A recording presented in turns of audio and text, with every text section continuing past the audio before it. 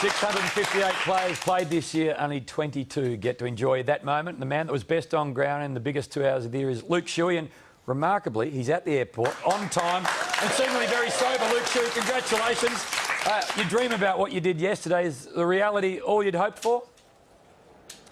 Yeah, mate, it's funny. You can never really understand it until you experience it. And, you know, so many people say that, and it's become a bit of a cliche, but it's so true. You can't premeditate your celebrations or anything like that. When the siren goes, your emotion takes over, and just such a memorable day.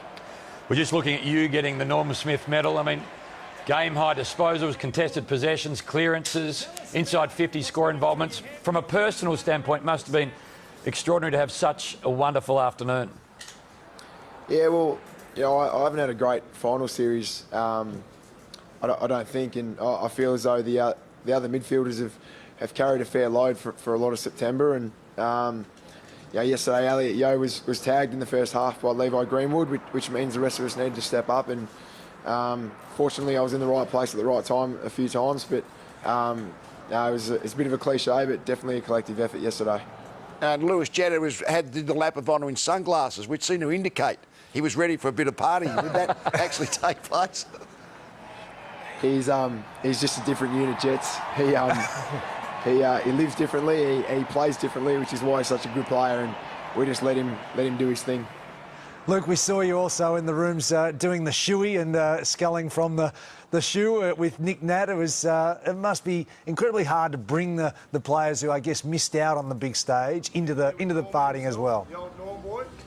Yeah, mate. I mean, there was a bit of emotion in the rooms after the game with obviously Gaffy, Nick, and Shep are the obvious ones who have been a big part of this. But you know, it goes so much further than that. Eric McKenzie retired a few weeks ago, and he's been such a big part of getting this great club back to where we want to be. And there's so many other guys who've played a hand in it, and they didn't get to take to the field yesterday. But you know, as you saw, we sang the song with every bloke on our list yesterday because it's a club effort from our CEO down to the bloke who runs bibs at training. Everyone's a part of it. Everyone's played a role, and you know, players were no different yesterday. Luke, congratulations. And further to that point, Nick Nat, I know you're close with him. What can you say to a guy who misses out with an injury, and also Gaffy, just I guess you call it an aberration in his career, has cost him a premiership? Yeah, it's yeah, unfortunately, mate, it's the way it goes. It's a harsh game sometimes, both on and off field. And I mean, Nick's been through so much, you know, not just from a football sense, but in his personal life as well. And if there's a bloke on our list that you'd think deserves a premiership, it's probably him. And he wasn't out there yesterday, but as I said, he's been such a big part of this. And I said to him last night, hopefully we win another 3, and you can be part of them. And you know, who knows what Gaffy's going to do over the next couple of weeks, but hopefully he signs and he can be part of a couple more as well.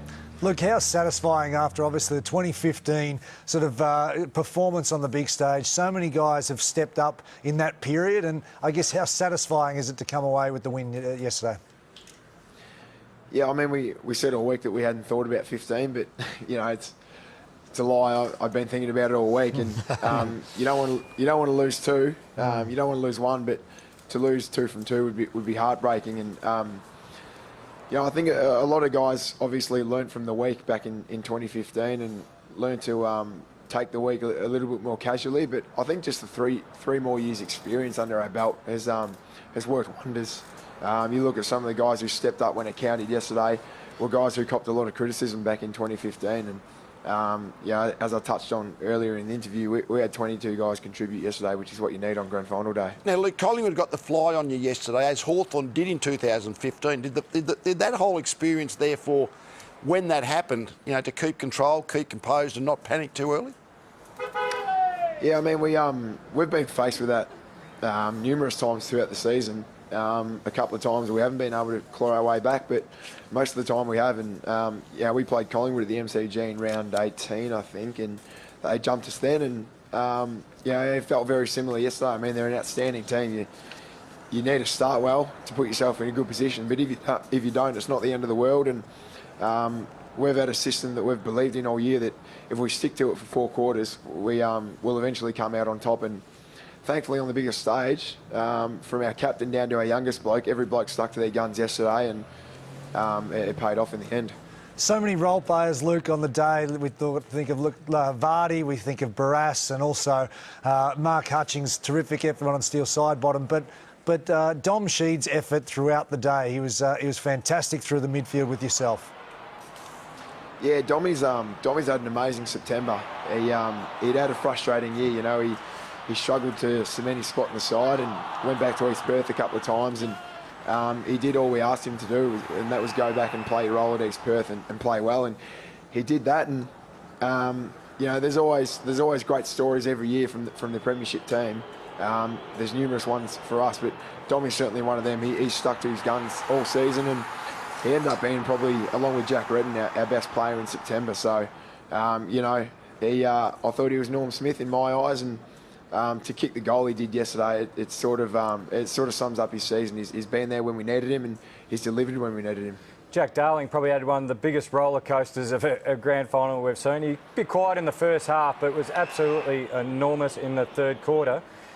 And then, obviously, the drop mark. How did you see his performance? And surely being that huge focal point in the third quarter would have been a big lift. Yeah, he was outstanding for us. And, you know, key forwards, particularly against good backlines, they're probably not going to dominate for a whole game. And we've seen Joshy do it before, that they might not dominate from the first bounce, but they bob up and do things that can win you a game. And Jack did that for us yesterday, and he certainly had sticky mitts in the second half, and yeah, that drop mark was interesting late in the game. But I mean, it had a terrific second half, and yeah, he's entitled to one mistake. Scott Lysette, he became the biggest tagging player I've ever seen the last couple of weeks. After the ruck work, he was just What was that, sticking. sorry? Scott Lysette, whose role to tag Grundy, it was just amazing. Like after the hit-outs, he was just following Grundy around and blundered his effectiveness completely. Yeah, our rucks have they've had a tough run home, especially since Nick did his knee against Collingwood. They've had to face some of the best rucks in the competition, and you know, the last 2 weeks, Gawn and Grundy, the two best in the competition, two All-Australians, and all we've asked them to do is nullify them in the ruck contest and match them around the ground. And it sounds simple, but actually doing it's a pretty tough gig, especially against two big fellas like them. But both Scotty and Vards have been outstanding, and I mean, Vards is another one who's been on a fairly rough road. He had a tough time at Geelong with his injuries, but you know, he deserved that yesterday as much as anyone as well. Luke, just before we let you go, you've got to jump on the flight. How many hours sleep did you have? Had an hour and a half, so my partner gave birth 2 weeks ago, and I've sort of become accustomed to not sleeping, but last night was on a whole new level. A lot of people have to wait a long time to see their club win a flag. Oliver's waited, what, a fortnight? He wouldn't have a clue what's going on either, mate. He's been crapping his nappies and crying flat out all weekend, apparently. So have most Eagles supporters. Yeah. I'm looking forward to getting home and seeing him, and hopefully in 4 or 5 years' time he can understand what's actually going on. It's been a fabulous fortnight for you and the Eagles. Congratulations, and thanks for talking to us this morning. Enjoy the off-season. Thanks, boys. Join me. Cheers. Fantastic. Luke Shuey.